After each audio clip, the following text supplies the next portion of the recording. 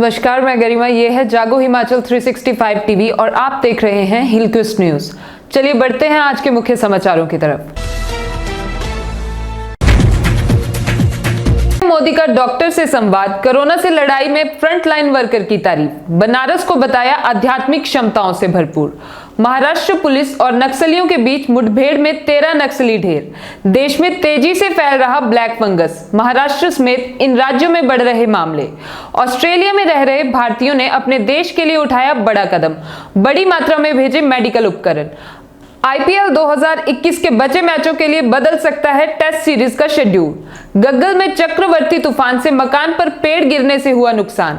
कुल्लू की मणिकरण घाटी में पार्वती नदी में गिर गई थी सरस्वती, दूसरे दिन सर्च के दौरान मिली लाश। कोविड केयर सेंटर में लूटा मृतक महिला को। अब खबरें विस्तार से। पीएम मोदी का डॉक्टर से संवाद, कोरोना से लड़ाई में फ्रंटलाइन वर्कर की तारीफ। बनारस को बताया आध्यात्मिक क्षमताओं से भरपूर।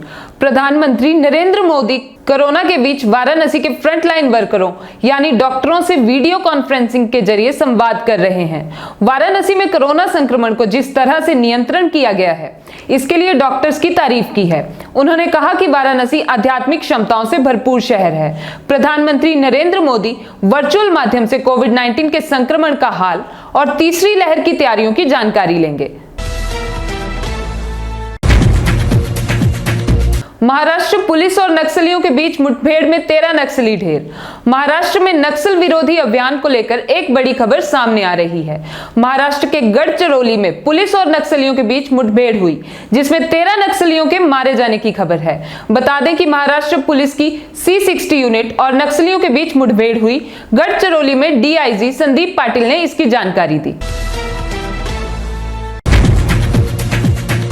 देश में तेजी से फैल रहा है ब्लैक फंगस, महाराष्ट्र समेत इन राज्यों में बढ़ रहे हैं मामले। देश में कोरोना संक्रमण के साथ साथ अब ब्लैक फंगस तेजी से पैर पसार रहा है।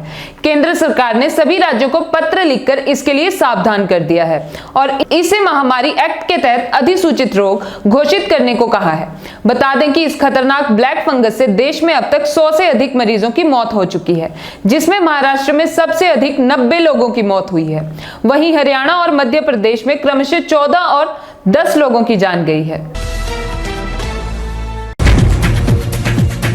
ऑस्ट्रेलिया में रह रहे भारतीयों ने अपने देश के लिए उठाया बड़ा कदम, बड़ी मात्रा में भेजे मेडिकल उपकरण।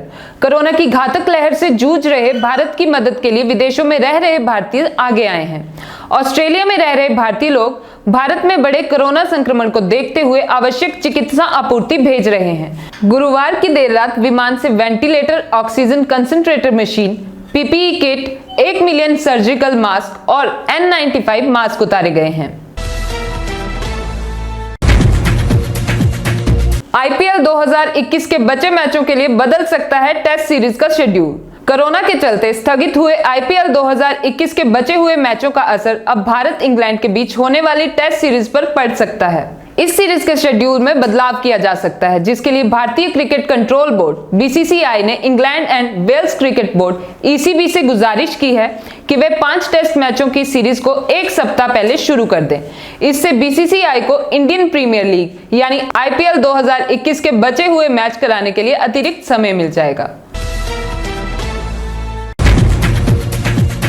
गग्गल में चक्रवाती तूफान से मकान पर पेड़ गिरने से हुआ नुकसान। गत रात को चक्रवाती तूफान से गग्गल के नजदीक गांव में महेंद्र सिंह के मकान के ऊपर एक पेड़ गिर जाने से काफी नुकसान हुआ है। ग्राम पंचायत के प्रधान व उप प्रधान ने बताया कि कुछ ही महीने पहले महेंद्र सिंह की सड़क दुर्घटना में मौत हो गई थी और आज उन्हीं के मकान के ऊपर चक्रवाती तूफान आ जाने से एक पेड़ उसके मकान पर गिर गया, जिससे मकान को काफी नुकसान हुआ है। कुल्लू की मणिकरण घाटी में पार्वती नदी में गिर गई थी सरस्वती, दूसरे दिन सर्च के दौरान मिली लाश।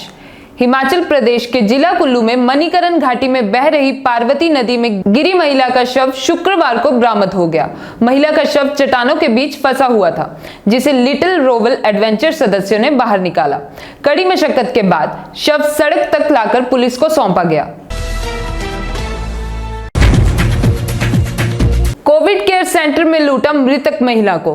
पालमपुर में कोरोना काल में मानवता को शर्मसार करने वाली घटनाओं की कड़ी में एक और घटना जुड़ गई है। घटना भी ऐसी है जिसमें पहाड़ा पंचायत के तप्पा निवासी बलवंत ने जिलाधीश को दी गई शिकायत में लिखा है कि उसकी 60 वर्षीय माता चंपा देवी 14 मई को पालमपुर अस्पताल में भर्ती हुई थी। पॉजिटिव पाए जाने पर 15 मई को कोविड केयर सेंटर पपरोला आयुर्विज्ञान महाविद्यालय में भर्ती करवाया गया था, लेकिन उसी रात वहां उनकी मौत हो गई। उनके पुत्र बलवंत ने बताया, जब उनकी मां को अस्पताल में एडमिट किया गया था तब उनके हाथ में 3 सोने की अंगूठियां, कानों में बालियां व मंगलसूत्र पहना हुआ था, परंतु चिता की राख में सिर्फ पैरों के बिच्छू ही मिले। अंगूठियां, मंगलसूत्र व बालियां आदि से कोई चीज ना तो राख में मिली और ना ही अस्पताल प्रबंधन ने लौटाई। उन्होंने जिलाधीश से सारे प्रकरण की जांच करने का आग्रह किया। धन्यवाद और जुड़े रहिए हिलकोस्ट न्यूज के साथ।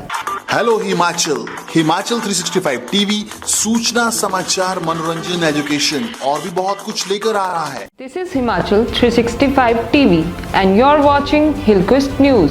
आई एम गरिमा। मैं अनुराग। मैं शिल्पा शर्मा। मैं मोनिका राणा। मेरा नाम है आशीष। मैं पूजा धीमान।